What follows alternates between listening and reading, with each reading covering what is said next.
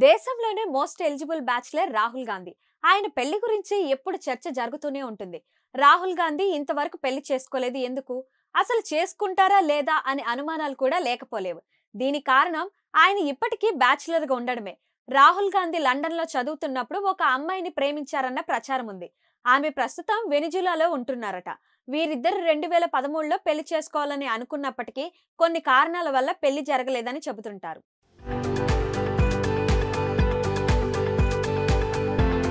రాహుల్ రాజకీయ జీవితంలో ఎన్నో ఒడిదుడుకులు. ఆల్ ఇండియా కాంగ్రెస్ కమిటీ ప్రధాన కార్యదర్శి నుంచి భారత జాతీయ కాంగ్రెస్ అధ్యక్ష పదవి వరకు పార్టీలో ఎన్నో బాధ్యతలు చేపట్టారు. 1970 జూన్ 19న రాజీవ్ గాంధీ, సోనియా గాంధీ దంపతులకు రాహుల్ ఢిల్లీలో జన్మించారు. అప్పటికే నానమ్మ ఇందిరాగాంధీ ప్రధానమంత్రి పదవిలో ఉన్నారు. దీంతో రాహుల్ గాంధీ కట్టుదిట్టమైన భద్రత మధ్య పెరిగారు.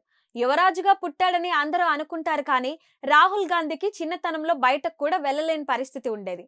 అమూల్యమైన బాల్యం చాలా వరకు కట్టుదిట్టమైన భద్రత మధ్య గడిచిపోయింది.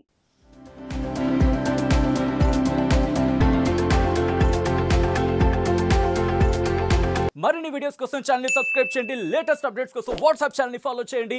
అండ్ లింక్ డిస్క్రిప్షన్ లో ఉంది.